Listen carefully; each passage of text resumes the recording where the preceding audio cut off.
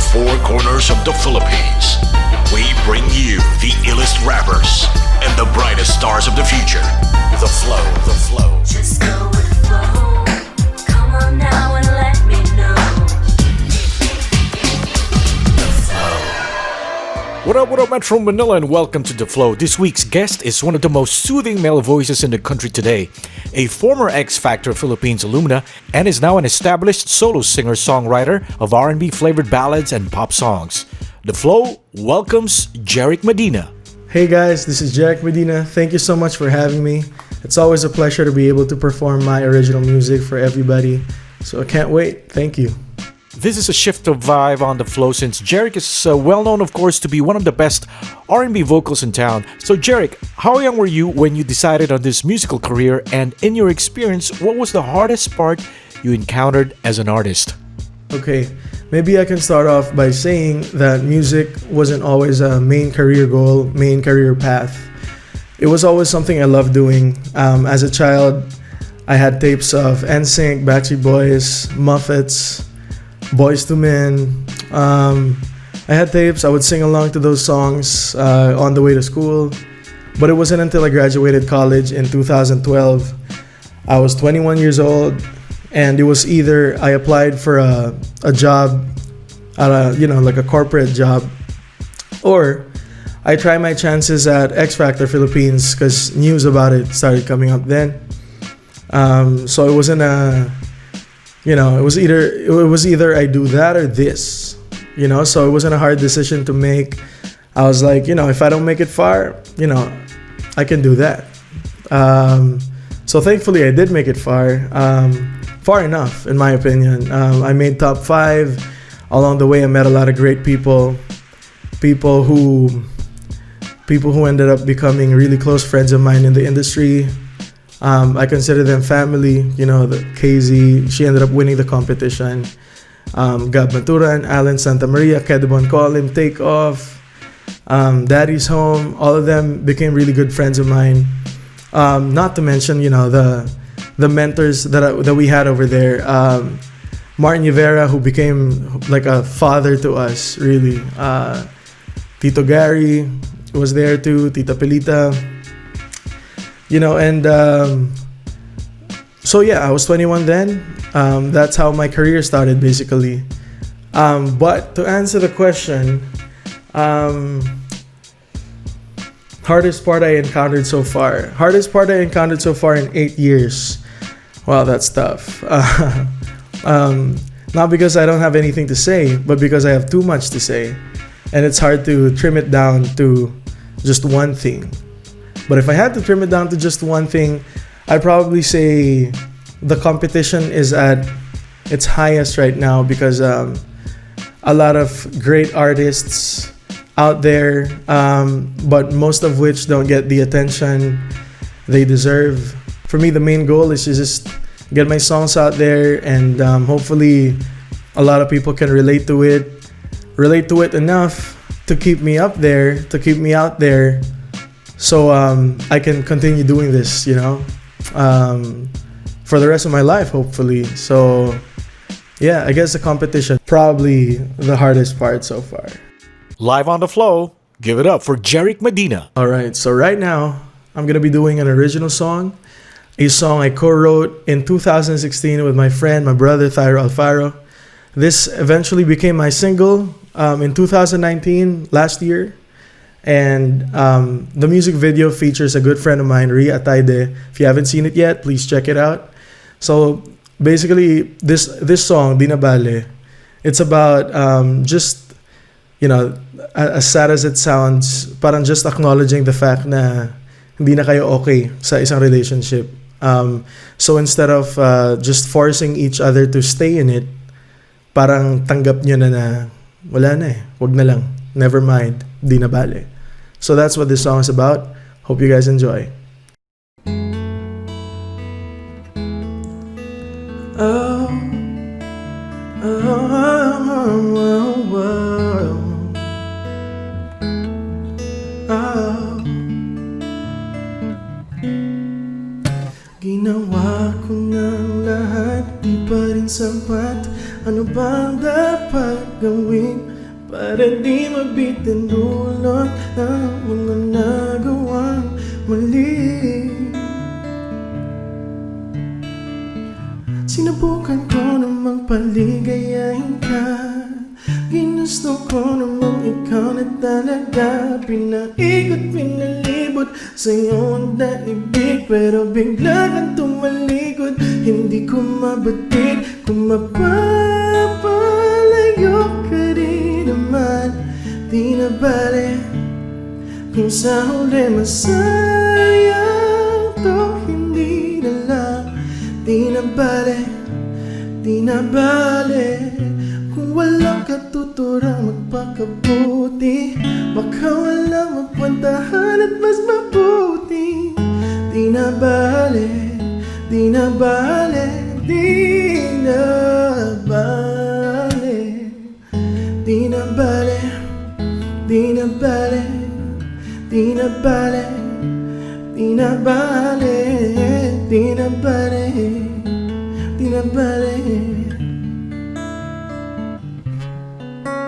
Nawala na ang lahat, di pa matanggap pagkat ika'y mahal pa rin. Wala nang sasabihin, hindi ka na mahal muli. Kung alam lang sana hindi ikaw ang hinangad, kung alam ko lang na bibitaw ka rin agad, na pinsan ang barikada ng binuok kong daigdig. Magmula nang mawala ka, nanibog ang aking dibdib. Kung mapapalayo ka rin naman, di na bale kung sa huli masayang to, hindi na lang. Di na bale, di na bale kung walang katuturang magpakabuti. Baka walang mapuntahan at mas mabuti. Di na bale, di na bale, di na bumapalayo.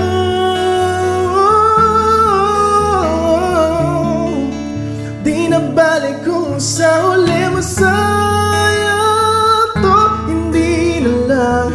Di na bale kung walang katuturang magpakabuti. Baka walang mapuntahan at mas mabuti. Di na bale, di na bale, di na bale. Hey, di na bale, di na bale, di na bale. Oh, oh. Di na bale.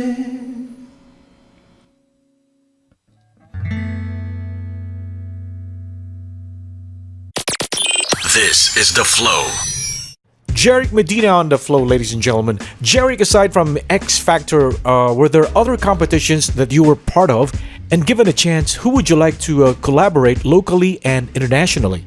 Okay, so aside from X Factor Philippines, there was a school competition, a college competition that I joined when I was in LaSalle.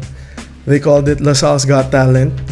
So iba-ibang talent yon. I had guitars and I sang too. And then I ended up winning the competition. I won probably like 10 grand, which was pretty big for a student, syempre. So, and that was the first competition of any kind that I joined and won, thankfully. So, and then a year after that, nag-graduate na ako, and then I joined X Factor Philippines, and then that's where my career started in ABS-CBN. So, and then 3 years after that, so 2015, I had the pleasure of joining two OPM greats this generation has, Thyro and Yumi, who wrote the song called Triangulo, which you know, they personally chose me to be a part of, so I'd forever be grateful for that. We ended up winning the competition too, and at the same time, somebody won my heart in that, you know, during that time. So I met the love of my life. I met the mom of my daughter. I met my better half, Jinky Vidal. And you know, so win-win ako sa competition. And we won the competition, and I met her. So yeah, those are good times. And then 3 years later, naging part ako nung Philpop 2018 as an interpreter again. So pero umabot sa top 30 yung song, which didn't have an event na parang live event, ganyan. Yung nagka-live event na for Philpop 2018 was parang top 15 ata or top 12. So yeah, basically so far, those are the competitions that I joined. Ever since. So hopefully in the future, makasali ako as a songwriter sa mga songwriting contests. So yeah. And the local artists I would love to collaborate with, syempre si Jinky for one. We actually, I wrote a couple of songs for her already. And we wrote a song together already. It's like everything's done. It's just a matter of finding the right time to release them.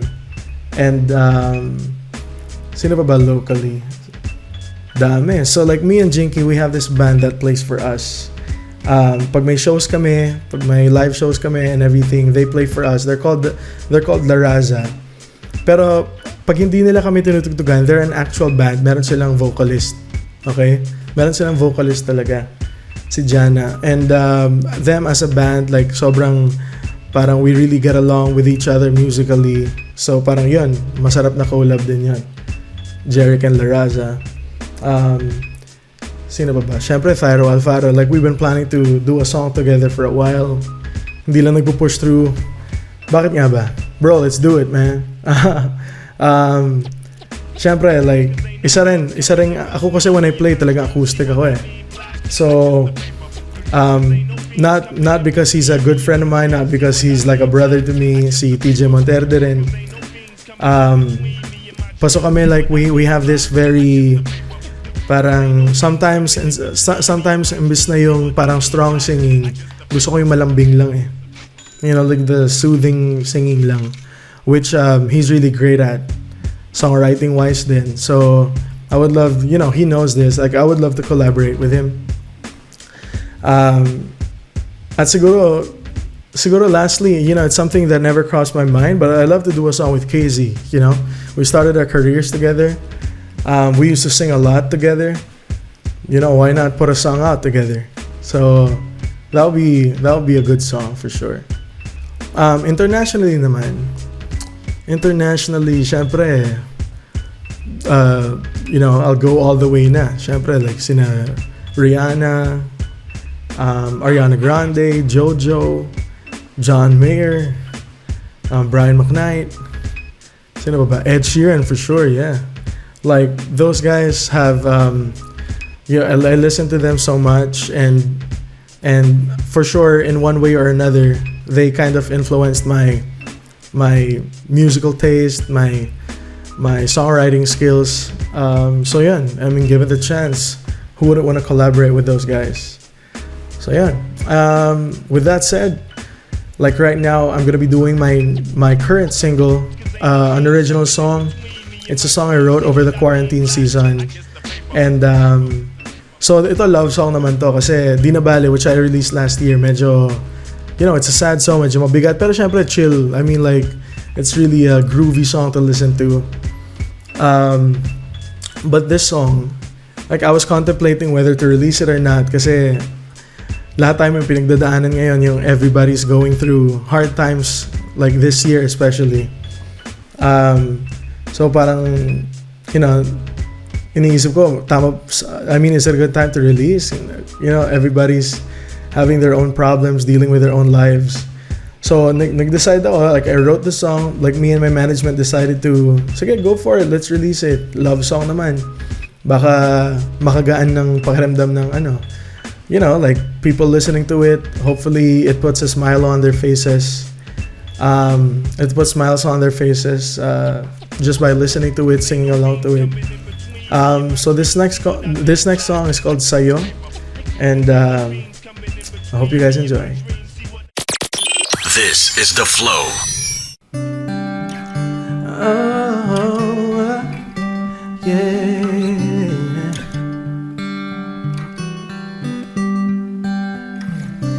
Di ko na mapigilan aking mga nadarama.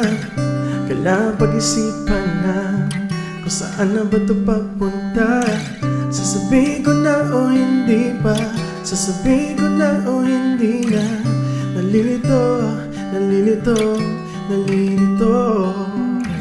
Kung sakaling di ko magawang lahat ang nararamdaman, kailangan ko malaman na ang puso'y dapat handang masaktan. Sasabihin ko na kung hindi pa, baka mawalan ng pag-asa. Ito na to, totoo. Gusto kong malaman mo, sa'yo lang ang aking mundo. Dadalhin kita sa buwan, ang puso ko'y sa'yo lang ibibigay. Ang lahat ng ito'y tunay, huwag ka nang mag-alala, dahil ako'y sa'yo. Oh, oh, oh, oh, oh, dahil ako'y sa'yo. Sa'yo, sa'yo. Tayo ay pinagtagpo, tayo ay tinadhana. Hindi na ako nalilito, wala nang hanapin pa. Ikaw ay laging iingatan, ang buhay ko'y naliwanagan. Sa'yo, sa'yo, sa'yo, sa'yo, sa'yo, sa'yo. Gusto kong malaman mo, sa'yo lang ang aking mundo. Dadalhin kita sa buwan, ang puso ko'y sa'yo lang ibibigay. Ang lahat ng ito'y tunay, huwag ka nang mag-alala, dahil ako'y naniniwala sa pag-ibig na walang magsasawa.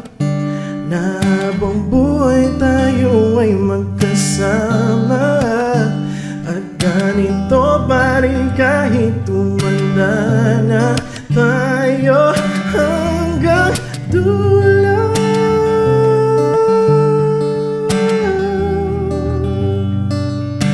Dadalhin kita sa buwan, ang puso ko'y sa'yo.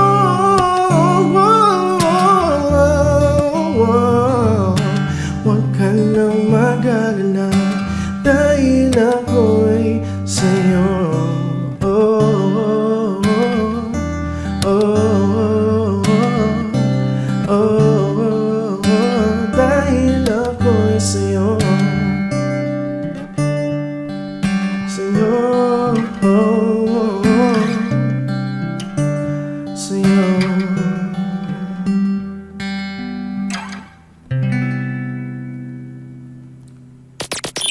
This is The Flow. There you have it, Jeric Medina right here on The Flow. Alright, hope you guys like the interview and the performances of my 2 original songs. Hope you guys like that. So I'd like to invite you guys to please follow me on social media. My Facebook is facebook.com/Jeric Medina official, Instagram.com/Jeric Medina, Twitter.com/Jeric Medina, Spotify and Apple Music, just search Jeric Medina. Where else? YouTube.com/Jeric Medina. Please subscribe to my channel. I'm fortunate enough to have the blue check on all social media platforms, and I do have a TikTok, by the way. I don't use it too much though. Thank you to you guys at The Flow, and before I go, just a shout out to a bunch of people. First of all, the love of my life, Jinky Vidal, whom I just spent 5 years with. You know, just celebrated our 5th anniversary together. I love you, babe. Thank you for everything. And to our beautiful daughter, Sophia. To the Medina family, my mama, my papa, Inigo, Rafa, my sister-in-law, Alvi. To the Vidal family. So, yeah. And all my followers, my fans, everyone who's been supporting me since day one. Yeah, that's basically it. Thank you so much for all the love and support. It's been Jeric Medina, and I sincerely thank you guys at The Flow. So thank you. Looking forward to the next time. Give it up for Jeric Medina, and I do hope you enjoyed that wonderful performance from this week's guest. And remember, if you have any questions or you want me to play one of your tracks, just email it at theflowph@gmail.com. This has been the Sarge, and I'll see you next week.